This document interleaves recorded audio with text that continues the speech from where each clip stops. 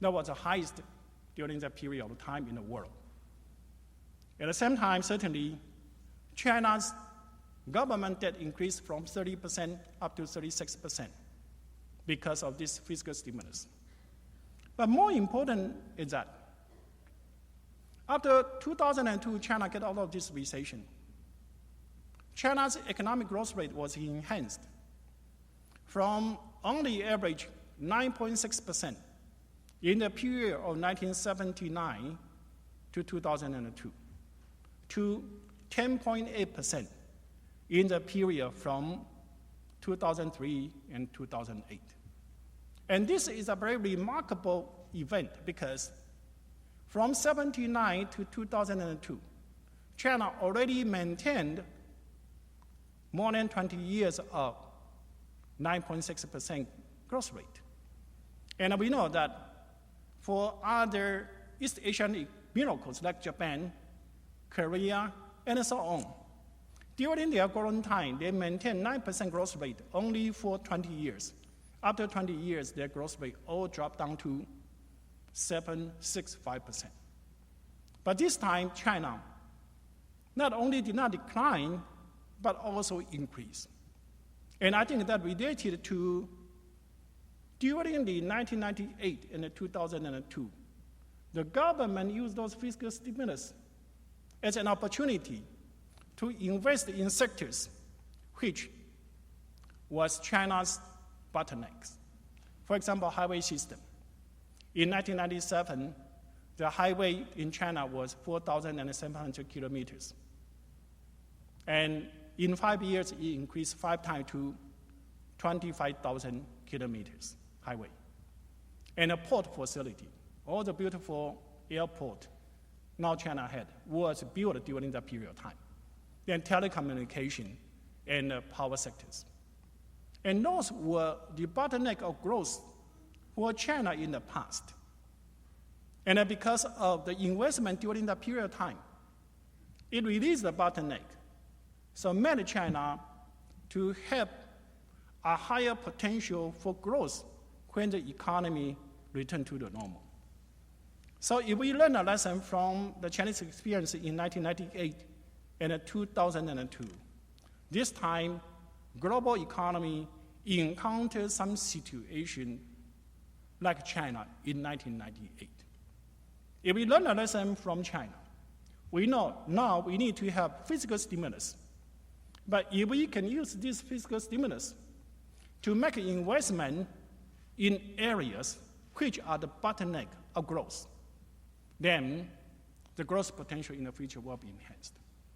For high-income countries like US or other OECD countries, the major area for their bottleneck are in the green economies, the environmental sectors, the activity related to climate changes. Those are their bottleneck for the growth in the futures. For the medium and low-income country like China, well, green economy certainly is one area. Energy saving another area. They are related. But also China and other emerging market or low-income country, in their infrastructure, they still have a lot of bottlenecks. And if the developing country can make investment in those areas after the crisis, they will have a larger potential for higher growth. And if the global economy can understand this is a global crisis, for the high-income country, they have the resources, but they may not have such good opportunity for high-return investment. For the medium and low-income country, they may be limited by the resources, but they have good opportunity for high-return investment.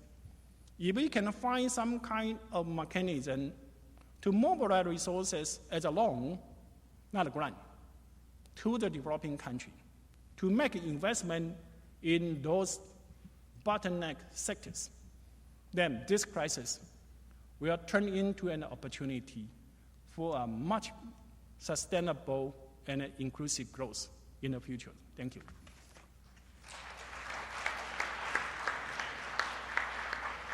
I mean, as you say, there is often a comparison made with Japan, and having lived in Japan at that time, you could say that the Japanese took 3 or 4 years to even recognize they had a crisis, and then because of the consensus model they adopted, another 3 or 4 years before they really adopted policies, and it took about 3 years to resolve.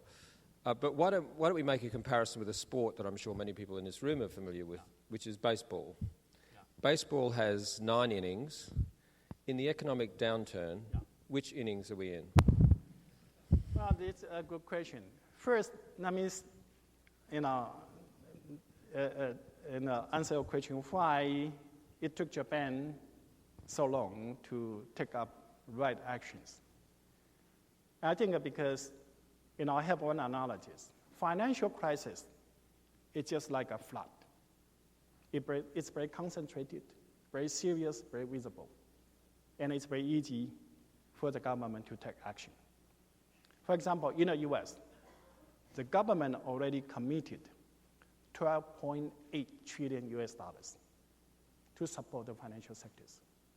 And that is more than 90% of the US GDP.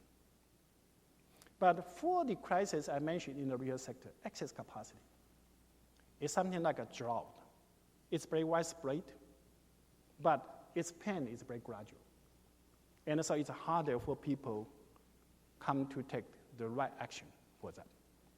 For example, in the G20 meeting, we know there's a lot of attention on the financial sector's issue, regulation, mobilize fund for IMF and so on, in order to stabilize the financial institution. And they talk about the fiscal stimulus in order to digest the excess capacity situation, I say. However, the action is very small in many countries. US takes some action, China takes action, but European countries are very reluctant. And I think it's because the real sector issue is gradual, it's widespread. Although if you allow it to be protracted, it can be very harmful. And then coming to your second question, in which in we are? Well, it very much depends on the government's action. If the government can take decisive action, I think the period of this downturn will be shorter. If the government cannot take the decisive action in the right areas, then it can be protracted. So it can be waterfall or it can be baseball. Depends on government action. Cricket has 2 innings. Right. There seems to be a second question. One is, how long will the downturn last? Yeah. And the second question is, how robust, how strong will the upturn be? And the presumption seems to be that, for the reasons that you state, whatever happens, personal deleveraging in the US still has a long way to go. Right. And so you're not going to see a return to the level of investment that we've all become accustomed to in the past decade. Yeah. I think, yes, you are right. We project that global economy can recover in 2010. But there's a lot of downside risk there. And even global economy recover in 2010, the utilization of the capacity will still be low. And so that means the downward deflationary pressure will still be very large. As I mentioned in Japan in the 1990s, in effect, the Japanese government took a very decisive fiscal stimulus from the very beginning. Because in the 1990s, Japanese government debt as a percentage of GDP was 60%. And in 2002, it increased to 140%.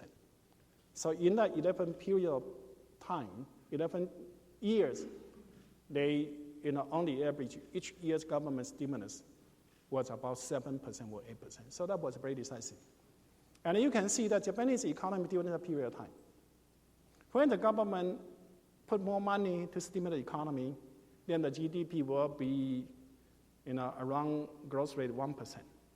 But the government reduced a little bit, then it will immediately drop down to less than, close to 0%. So if the global economy, the government in the world, the major government can take